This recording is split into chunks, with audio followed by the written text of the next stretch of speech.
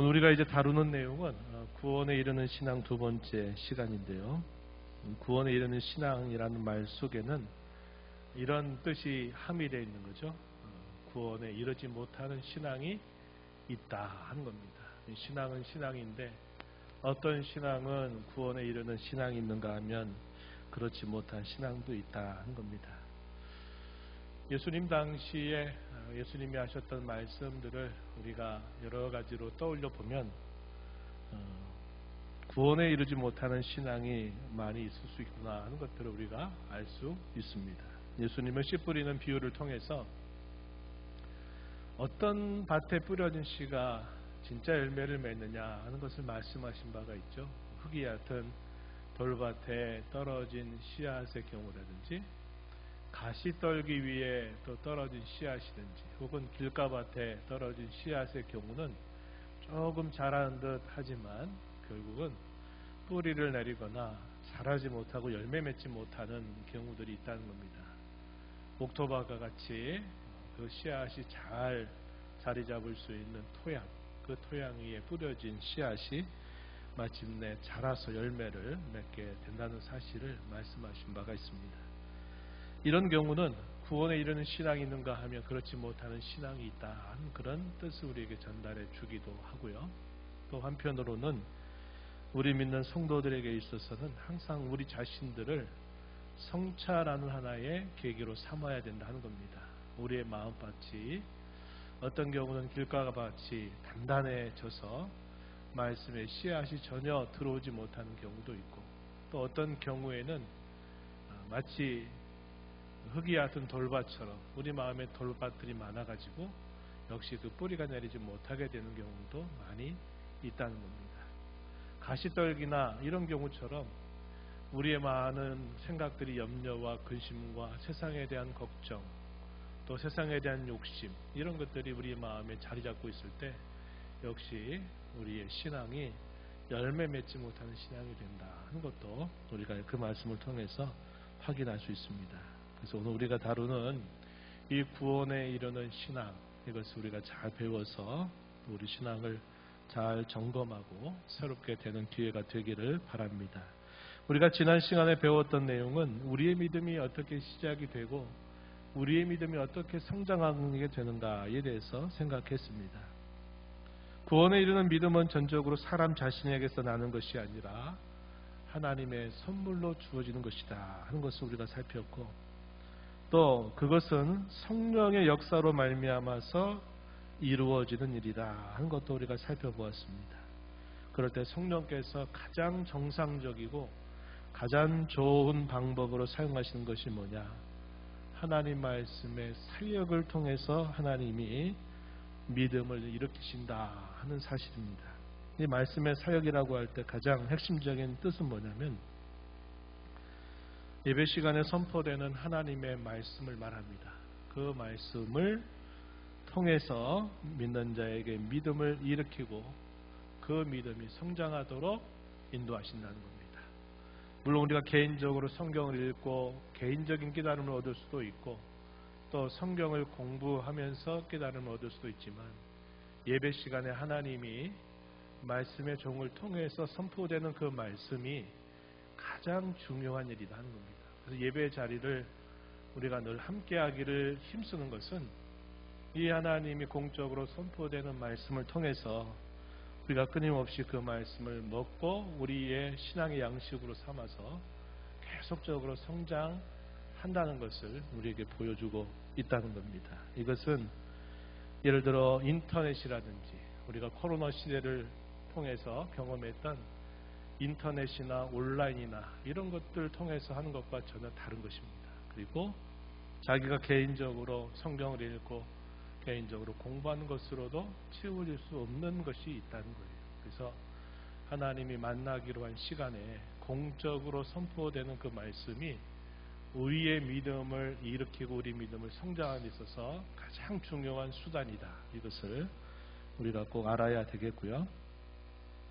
하나님은 이에 더해서 우리에게 말씀과 성례와 기도와 같은 은혜의 수단들을 통해서 우리 믿음을 계속적으로 자라게 하셨다는 겁니다. 그래서 우리는 연약한 믿음을 두고 우리의 믿음이 더 깊어지도록 하나님 앞에 늘 기도해야 되며, 개인적으로도 말씀을 읽고 가까이 하는 삶을 힘써야 되고, 또 우리가 함께 특정한 때에 진행이 되는 이런 성례, 또 성찬, 이런 것들을 우리가 믿음으로 참여하면서도 우리의 믿음이 증대되고 강화된다는 내용들을 살펴보았습니다. 또 우리가 하나님을 믿는다 할 때 그 의미는 그분이 하시는 말씀을 우리가 믿는 것을 말하는데, 그 말씀의 의미는 취사 선택하는 것이 아니다 했습니다. 어떤 말씀은 내가 좋으니까 듣고, 어떤 말씀은 좀 거부가니까 듣지 않으려고 하는 게 아니라, 우리가 하나님을 믿는다 할 때는 그분의 말씀 전체를 통으로 우리가 받아들이는 것을 말한다 그랬습니다. 그래서 다양한 말씀에 대한 다양한 반응들이 있는데, 예를 들어 가지고 하나님이 무엇을 하라 혹은 하지 말라 할 때는 그 명령에 대하여 순종하는 자세, 하나님이 선지서 같은 곳에서 엄숙하게 경고하실 때는 그 경고의 말씀을 우리가 두려운 마음으로 듣는 자세를 갖고, 하나님께서 우리에게 주신 약속이 현세에 관계된 것이든 내세에 관계된 것이든 그 약속은 그대로 그 약속을 우리 마음에 받아들이는 이런 반응을 우리가 가져야 된다 하는 겁니다. 어떤 말씀에는 우리가 나름 애쓰고 있는 부분도 있을 수 있겠지만, 또 어떤 말씀에는 우리가 또 생각지 못한 부분들이 있어요. 비록 우리가 그 말씀의 모든 것들을 우리가 온전하게 행할 수는 없다 할지라도, 하나님이 하시는 말씀이 무엇이든지 간에 내게 주시는 말씀으로 받아서 하나님 그렇게 하도록 믿음을 더해 주시도록, 그렇게 하도록 의지를 새롭게 하셔서 그 뜻에 순종하며 살아가도록 기도하고 애쓰는 자세를 갖는 것이 이런 구원에 이르는 신앙에 있어서 매우 중요하다는 것을 우리가 살펴보았습니다. 오늘은 나머지 부분을 배울 텐데요. 오늘 우리가 살피는 내용은 모든 사람이, 모든 신자들이 믿음을 갖고 있다 하더라도 그 믿음은 다양한 차이가 있다 하는 것을 우리는 기억한다 하는 것이고요. 그런 다양한 차이가 있음에도 불구하고 결국은 그 믿음은 끊임없이 자라고 깊은 확신 가운데로 성장하게 된다 하는 것이 모든 믿는 신자에게 필연적인 과정이다 하는 것들을 우리가 함께 살펴보겠습니다. 오늘 우리가 살펴가는 신앙고백서 내용은 14장 3항에 해당됩니다. 함께 우리 천천히 뜻을 생각하면서 함께 읽어보도록 합니다. 이 믿음에는 정도에서 약하거나 강한 차이가 있으며 자주 그리고 여러 방식으로 공격을 받아 약해질 수 있으나 결국은 승리를 거둔다. 그리고 우리의 믿음을 주도하는 분이요 완전하게 하신 분이신 그리스도로 말미암아 전적인 확신에 이르기까지 여러 방식으로 성장한다. 이것이 구원에 이르는 신앙에 대한 마지막 조항이 되겠습니다. 우리가 이 조항을 통해서 몇 가지 확인하는 중요한 내용들이 있어요. 첫 번째 살피는 요점은 믿음이 사람마다 차이가 있다고 하는 사실입니다. 이 믿음에는 정도에서 약하거나 강한 차이가 있다 이렇게 말합니다. 이것은 우리가 실제적으로 늘 경험하고 있는 부분이 될 것입니다. 이 부분에 대한 성경의 구절들을 우리가 몇 가지 확인해 보면요. 히브리서 5장 13절과 14절 말씀에 보시면 젖을 먹는 자마다 어린아이니 의의 말씀을 경험하지 못한 자요. 단단한 음식은 장성한 자의 것이니 그들은 지각을 사용함으로 연단을 받아 선악을 분별하는 자들이니라. 히브리서 5장 13절 14절에 보면 두 부류가 소개됩니다. 어떤 경우에는 어린아이 같은 그런 경우가 있고, 또 어떤 경우에는 장성한 자와 같은 이가 있다 이렇게 말합니다. 신앙이 그렇다 이 말이죠. 신앙을 처음 시작한 사람들의 경우는 당연히 당연히 모든 면에서 부족함이 많고 또 아직은 그런 믿음의 뿌리가 단단하지 못하니까 그럴 수 있어요. 그런데 이제 문제는 신앙생활을 비교적 오래 했음에도 불구하고 그 사람의 신앙이 여전히 어린아이 같은 신앙이 있는가 하면 어떤 사람은 장성한 자의 신앙을 가진 사람도 있다. 이렇게 말합니다. 이런 말씀은 그냥 늘 그런 거구나 우리가 이렇게 생각하고 지나가면 안 될 겁니다. 이게 뭘 말할까요?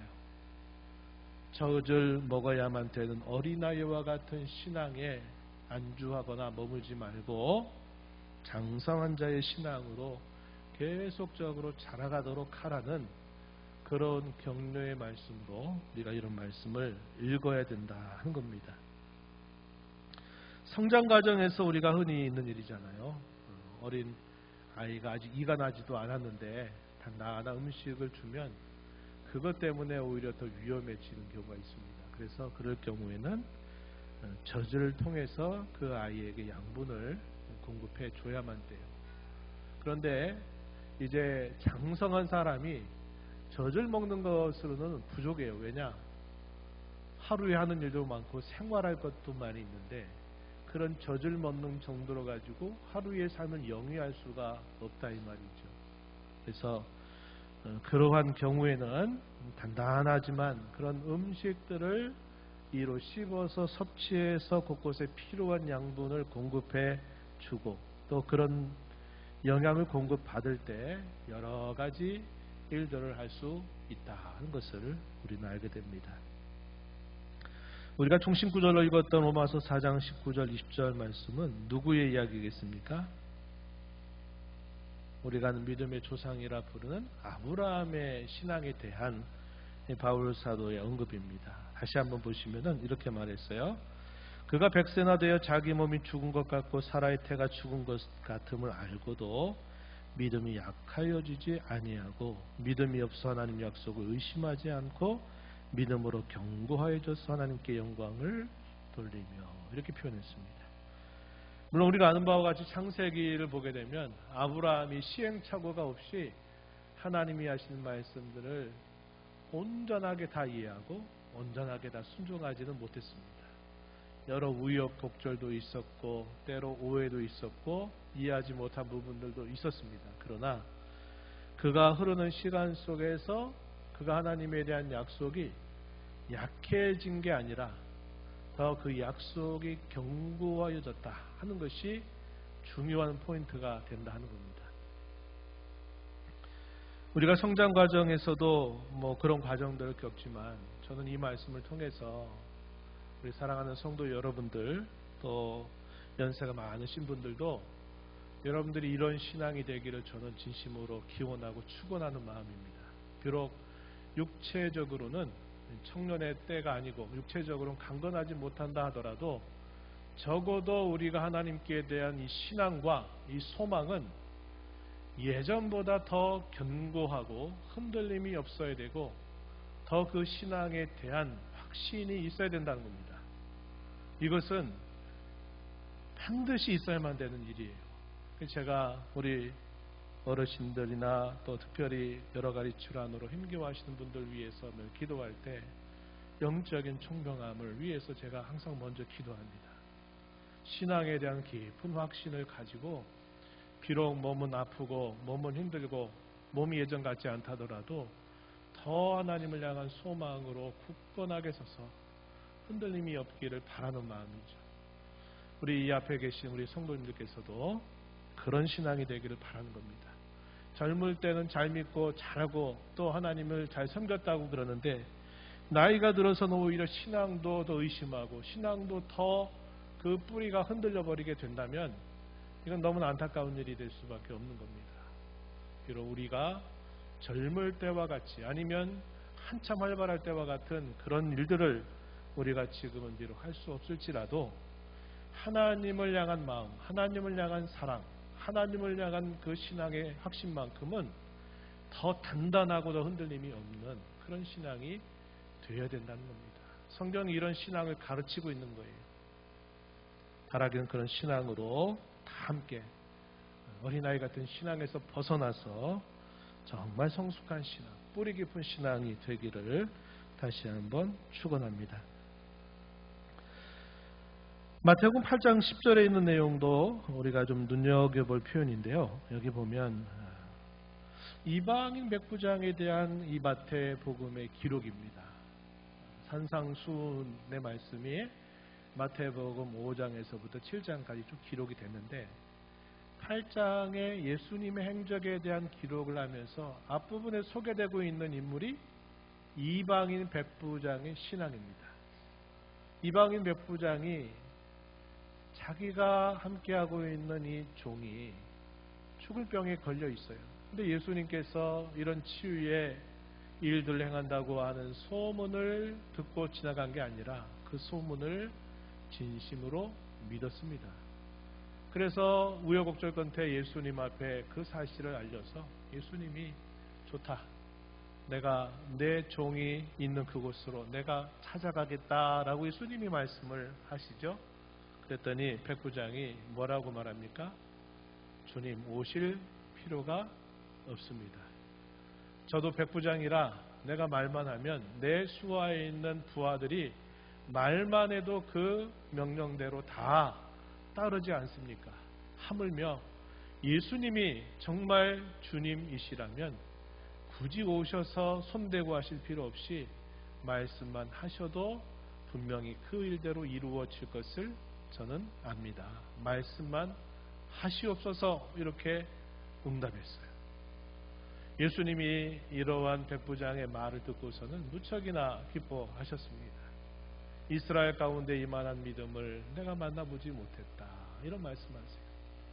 하나님의 백성들이라 부를 때 어릴 때부터 말씀을 듣고 말씀을 외우기도 하고 신앙교육을 그렇게 많이 받아왔던 수많은 유대인들이 갖는 하나님을 향한 신앙보다 이 이방인 백부장이 알고 있는 것은 많지 않지만 그가 예수님께 관한 소문을 듣고 믿었더니 그 말대로 그대로 믿는 그 순전함이 곧 그의 종을 낫게 하는 기적을 이루어낸 겁니다. 얼마나 이 귀한 신앙인지 몰라요. 그래서 예수님은 이 백부장의 신앙을 칭찬하시고 또 한편으로는 믿지 않는 이 유대인들에 대한 안타까운 마음을 넌지시 표현하셨습니다. 마태복음 8장 10절 말씀에 예수께서 들으시고 놀랍게 여겨 따르는 자들에게 이르시되 내가 진실로 너희에게 이르노니 이스라엘 중 아무에게서도 이만한 믿음을 보지 못하였노라 이렇게 말합니다. 그래서 우리의 신앙은 어떤 신앙이어야 되느냐? 말씀 그대로 믿는 신앙이어야 된다.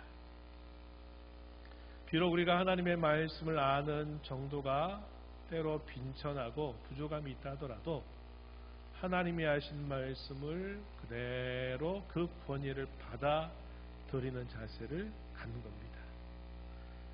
양에 있어서는 적어요.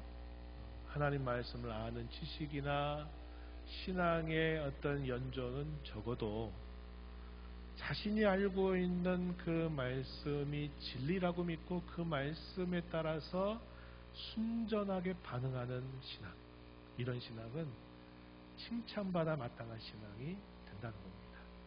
이러한 신앙 위에 시간이 흘러가면서 하나님 말씀을 더 많이 알아가고 신앙의 다양한 체험과 경험을 그 위에 쌓아가게 되면 그 사람의 신앙은 정말 귀한 신앙으로 자라서 그 신앙을 통해서 하나님을 기쁘시게 하고 하나님과 동행할 수 있게 되는 겁니다. 반대의 경우는 안타까운 일이 되겠죠. 지식적으로 많이 알고 있고 신앙의 많은 연조를 가지고 있음에도 불구하고 하나님 말씀하셔도 그 말에 대하여 그냥 그런 줄 지나가고 그 말씀 속에서 하나님이 무슨 마음을 가지고 하시는가를 우리가 생각지 않고 그냥 다 아는 말씀이다 이렇게 흘려 떠내려 보내가는 그런 신앙이 되면 신앙의 연조가 있고 말씀에 대한 지식이 많아진다 하더라도 그 신앙이 참된 신앙으로 자라는 데는 굉장히 어렵다 하는 것을 우리는 기억하는 것입니다. 두 번째는 믿음의 결국이에요. 믿음의 결국인데, 그 믿음의 결국 속에 우리가 좀 주목해야 될 게 또 하나 있는데, 그게 뭐냐면 여러 가지 많은 일들로 인해서 때로 우리의 믿음이 연약해지기도 한다 하는 겁니다. 어떤 경우가 될까요? 여러 가지 많은 공격을 당할 때 그럴 수 있습니다. 우리 안에 있는 사탄, 우리 안에 있는 사탄이 아니라 항상 우리 곁에서 우리를 의심하게 만들고 거짓을 퍼뜨리고 하는 그 사탄의 많은 활동들 때문에 우리의 믿음이 때로 흔들리기도 하고 연약해질 수도 있다고 하는 것입니다. 그러나 믿음의 결국은 어떻게 되느냐 할 때, 여기야 우리가 읽은 이 신앙고백의 내용을 보면 여러 방식으로 공격을 받아 약해질 수 있으나 결국은 승리를 거둔다. 결국은 승리라는 겁니다. 우리의 믿음을, 우리 믿음의 주요 완전하게 하신 분이신, 이건 좀 표현 틀렸어요. 우리 믿음의 주요 완전하게 하시는 분이신 그리스도로 말미암아 전적인 확신에 이르기까지 여러 방식으로 승리한다. 믿음의 결국은 결국 승리라는 것이고, 우리의 믿음은 확신 가운데 반드시 성장한다고 하는 것이 결국이다. 이것을 가르쳐주고 있습니다. 믿음의 승리에 대해서 보면 우리가 아는 바와 같이 베드로 같은 경우도 그가 예수님과 함께 있을 때 가장 믿음의 적극적인 태도를 보였지만, 그러나 또 많은 실수를 그가 하기도 했고, 특별히 예수님이 십자가를 지시기 전날 밤 마지막 만찬 자리에서 또 베드로뿐만 아니라 제자들이 다 부인하고 나를 떠날 것이다 라는 말씀을 예고하셨을 때, 아닙니다. 저는 결코 그런 일 없습니다. 혹 다른 사람이 그럴지라도 저는 절대로 그런 일 하지 않습니다. 저는 죽을 때까지, 죽음의 자리까지 함께 하겠습니다. 이렇게 호언장담했던 베드로를 기억하죠. 그 베드로를 향해서 예수님 뭐라고 말씀하셨느냐? 누가복음 22장 31절 32절입니다. 우리 함께 말씀 읽어보겠습니다. 시몬아 시몬아, 보라, 사탄이 너희를 밀가부르듯 하려고 요구하였으나 그러나 내가 너를 위하여 내 믿음이 떨어지지 않기를 기도하였노니 너는 돌이킨 후에 내 형제를 굳게 하라. 아멘. 예수님이 베드로를 위해서 특별히 기도하셨다고 말씀하는 겁니다. 사탄이 밀을 까부르듯이 청구하고 요구했지만 내가 너를 위해서, 내 믿음이 떨어지지 않기를 위해 내가 기도했다. 이 경험을 바탕으로 훗날에 너도 너의 형제들을 이와 같이 섬겨라 하는 말씀을 예수님이 하신 것입니다. 그래서 우리가 예수님 체포가 되는 그 과정에서 베드로가 어떻게 예수님을 부인했는지를 우리가 기억하죠. 부인한 베드로는 예수님 앞에 다시 나아갈 수 있는 그런 자격을 사실은 잃어버리게 됩니다. 근데 예수님 또 어떻게 하세요? 찾아오시죠. 찾아와서 무너져 내렸던 그 베드로를 다시 회복시켜요. 요한의 아들 시몬아, 내가 나를 사랑하느냐? 요한의 아들 시몬아, 내가 나를 사랑하느냐? 3번 물으셨어요. 3번 부인했던 베드로에게 3번 다시 그에게 질문을 던지신 겁니다. 그러면서 내 양을 먹이라, 내 양을 치라, 이렇게 말씀하셨던 그 이야기를 우리가 떠올려 봐요. 그것은 결국 그가 믿음을 튼튼하게 지켰다는 게 아니라, 그는 흔들려 버렸지만 예수님이 결국 그의 흔들리는 믿음을 붙들어 주셨다는 겁니다. 우리가 믿음이 흔들릴 때 누가 우리를 붙들어 줄까요? 우리 주님께서 우리를 붙들어 주신다는 겁니다. 그래서 우리가 알게 돼요. 에베소 교회에 보낸 편지 가운데 바울 사도는 그들을 향해서 하나님의 전신갑주를 취할 것을 요구하면서 모든 것 위에 믿음의 방패를 가지고 이 믿음의 방패로 능히 악한 자의 모든 불화살을 소멸하라, 이렇게 말합니다. 옛날 전쟁에서 막 불화살을 막 쏘아대는 거예요. 그러면 그 불화살을 뭘로 막겠어요? 그 불화살을 막은 만큼의 강력한 방패를 가지고 막지 않으면 다 그 방패가 뚫리고 결국은 자기 몸에 찔려서 죽음을 당하게 될 겁니다. 바울 사도는 그러한 예를 들어가지고 우리의 믿음이 뭐냐? 방패와 같다, 이렇게 비유로 설명하고 있는 겁니다. 믿음이라고 하는 이 방패, 하나님을 믿는 그 신앙이라고 하는 것이 사탄의 온갖 불화살을 막아낼 수 있는 그런 단단한 방패와 같다, 이렇게 소개를 해주고 있습니다. 나머지 구절들 좀 여러분들이 또 확인하시면 좋겠는데 이 말씀 좀 보는 게 좋겠어요. 요한일서 5장 4절과 5절 말씀 거기 보면은 이렇게 말씀했습니다.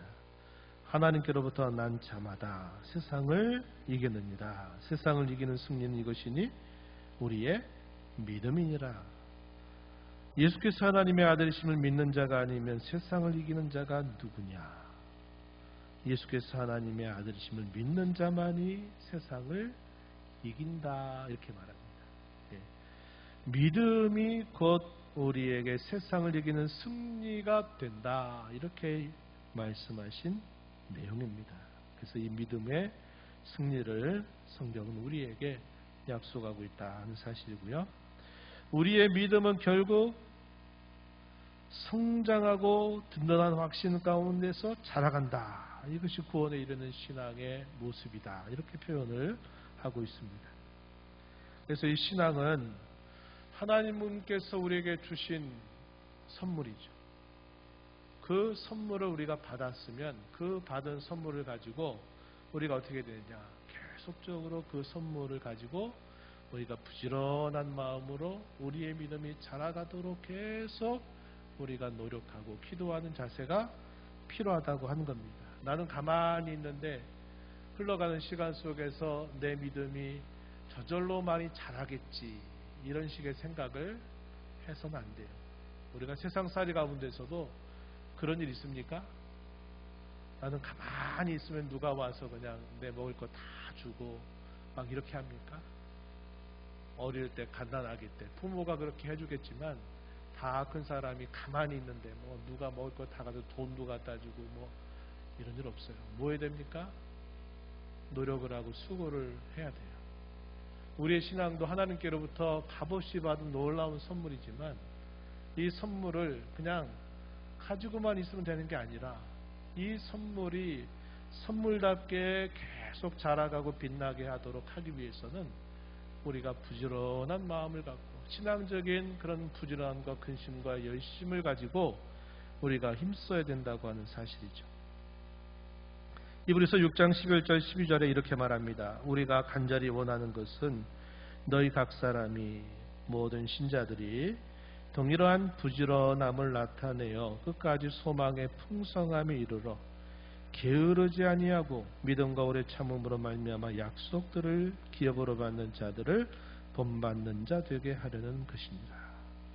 사도가 당시 배교와 고난을 당하고 있는 시대의 성도들 각각을 향해서 부지런함을 나타내라, 게으르지 말아라, 이렇게 그들에게 촉구하고 있다는 겁니다. 하나님이 우리에게 믿음이 자랄 수 있도록 주셨던 은혜의 수단들을 부지런히 사용해야 된다는 거예요. 사용하지 않고 가만히 있으면서 저절로 내 믿음이 깊은 신앙으로 자라가게 바라는 것은 바람직하지 않다 하는 말이죠. 부지런해요.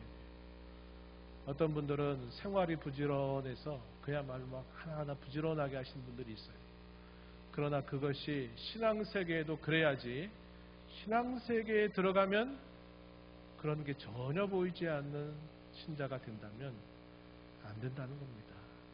우리가 비록 인생살이에서 조금 부지런하지 못하다 하더라도 신앙세계에서만큼은 부지런하고 근실한 사람이 되어야 된다 하는 것이죠. 우리의 믿음은 계속적으로 자라야만 됩니다. 그냥 동일한 그 믿음의 상태에 머물러서는 안 돼요. 히브리서 11장 6절에 말하죠. 믿음으로 하나님을 기쁘시게 한다 그랬습니다. 믿음이 없이 하나님을 기쁘시게 하지 못하는데 하나님께 나아가는 자는 그가 살아계신 것과 자기를 찾는 자들에게 상 주시는 이심을 믿어야 한다. 이렇게 말했어요. 하나님을 기쁘시게 하는 믿음을 또 뭐라고도 말하느냐. 그것이 하나님과 동행하는 믿음이다. 이렇게 또 표현을 하기도 하는 겁니다. 그래서 우리의 믿음을 통해서 하나님을 기쁘시게 하고 혹은 그분과 동행하는 그런 신앙으로 우리는 끊임없이 살아가야 된다 하는 것을 우리가 꼭 기억해야겠습니다. 이러한 과정에 있어서 우리에게 그 믿음의 표본이 되는 분이 누구시냐? 바로 우리 주님 예수 그리스도시다 하는 사실입니다. 히브리서 12장 2절 말씀에 우리 주님을 뭐라고 표현했습니까? 믿음의 주여 또 온전하게 하시는 분이다. 이렇게 말하고 그 예수님을 바라보자. 이렇게 권면했습니다. 그는 그 앞에 있는 기쁨을 위하여 십자가를 참으사 부끄러움을 개의치 아니하시더니 하나님 보좌 앞 우편에 앉으셨느니라. 이렇게 말해요. 믿음의 주여 또 온전하게 하시는 이인 예수. 이렇게 표현했습니다. 믿음의 주라는 말이 예수님을 나타내는 그런 의미라기보다 이 의미는 믿음의 창설자 혹은 믿음의 시작하도록 하신 분, 그런 의미예요. 그래서 주는 로드를 말하는 게 아니라 믿음을 주신 분, 쉽게 말하면 믿음을 주신 분, 믿음을 일으키신 분을 말하는 뜻입니다. 그리고 그 믿음을 온전하게 하시는 그가 바로 예수님이시다. 그 예수님을 우리는 바라보면서 이 신앙의 걸음을 걸어가야 된다. 이렇게 가르쳐 주고 있습니다. 때로는 우리에게 멘토가 될 만한 분들이 우리 신앙에 큰 도움을 주기도 해요. 예를 들어서 기관에 속해 있는 분들이 기관장이나 혹은 구역에 속해 있는 분들이 구역장이나 혹은 나를 인도한 분이 내게 있어서는 좋은 신앙의 인도자가 될 수는 있습니다. 그러나 그것이 항상 영원히 그런 것이 아니에요. 우리가 믿음 생활하면서 바라봐야 할 대상은 장로나 또 목사나 그 어떤 사람이 되면 안 돼요. 우리 믿음의 대상은 오직 그리스도를 향한 것입니다. 사람을 바라보고 사람을 따라서 우리가 신앙생활하면 반드시 시험과 울매에 빠질 때가 있어요. 아, 저 사람이 그럴 줄 몰랐다. 아니, 저 사람이 왜 저 정도밖에 안 되냐. 아니, 저 사람이 믿음 생활을 오랫동안 한 것 같더니 왜 저거밖에 안 되냐. 아니, 나도 그럼 안 할랜다. 이런 식의 신앙생활 아닌 것입니다. 우리 신앙생활의 목표와 표본은 그리스도를 바라보는 거예요. 다른 사람이 어떠하든지 처음에는 도움을 받고 도움을 줄 수 있지만 우리의 신앙의 궁극적인 대상은 그리스도를 바라보는 거예요. 그래야 그 신앙이 흔들리지 않고 올곧게 길을 따라 갈 수 있다 한 것입니다. 물론 여러분 각자는 다른 사람들에게 신앙생활의 모범이 되고 표본이 되도록 애를 써야죠. 앞선 자로 먼저 믿음을 가진 자로서 뒤에 믿음을 갖는 사람들 앞에 혹은 믿음의 연조가 짧은 사람들에게 좋은 신앙의 양본이 되도록 계속 노력은 해야 돼요. 흉보리 내면 안 되겠죠. 아유, 저분처럼 신앙생활하면 안 되겠다. 이러면 안 된다 이 말이에요. 저분처럼 신앙생활을 할 수 있으면 좋겠다. 이런 방향으로 우리 신앙의 방향을 잡고 가야 되겠다는 겁니다. 그러나 우리 신앙의 궁극적인 대상은 사람이 아니에요. 우리의 믿음을 일으켜 주신 그리스도, 우리의 믿음을 온전하고 완전하게 해주실 그리스도를 우리는 언제나 바라보고 가야 된다 하는 겁니다. 혼란의 시대, 말세 가운데서도 끝자락을 향하고 있는 시대에 어떤 일이 우리 앞에 펼쳐질는지 우리는 알지 못해요. 그럴 때 사람을 바라보고 신앙생활하면 안 됩니다. 우리는 오직 그리스도를 바라보고, 다른 사람이 어찌하든지 나는 그리스도를 바라보고 그분을 따라가는 신앙의 자세를 가져야 고난의 시대, 박해의 시대, 미혹의 시대를 우리가 능히 이겨나갈 수 있다 하는 것입니다.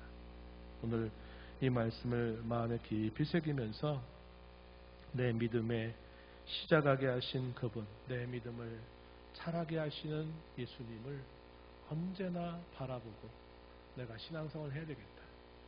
그리고 내 신앙이 지금 신앙보다 더 안주하는 신앙이 아니라 내 신앙이 더 하나님 앞에 푸시기에 더 귀하고 흔들림이 없는 보배로운 신앙이 되어야 되겠다.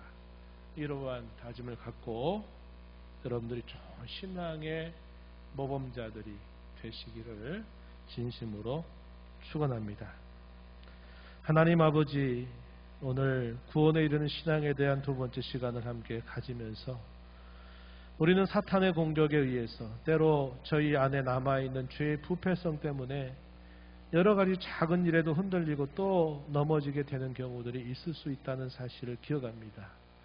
저희의 살아온 삶의 흔적 가운데 그런 것들이 역시 많았다는 것도 저희는 기억하고 있습니다. 그럼에도 불구하고 주께서 저희들을 붙들어 주셨으며 지금도 저희들을 위하여 중보 기도를 하시는 예수님의 도움과 말할 수 없는 탄식으로 저희를 위해 간구하시는 성령님의 간구하심이 있기에 저희가 오늘까지 이 믿음을 가지고 살아왔음을 고백합니다. 저희의 믿음이 어린아이 같은 신앙에 안주하거나 이 정도면 됐다 하는 신앙에 머물지 않게 하시고 비록 저희의 육체와 마음은 쇠잔할지라도 하나님을 향한 굳은 신앙과 하나님을 향한 사랑은 더욱더 깊어지고 더욱더 든든하게 서가는 그런 신앙이 되게 하시기를 간절히 바랍니다. 믿음의 주요 온전케 하신 예수 그리스도를 바라보며 저희 모든 성도들이 뒤따르는 사람들에게 좋은 신앙의 양본들이 되도록 하나님 도와주시옵소서. 예수님의 이름으로 기도하옵나이다. 아멘.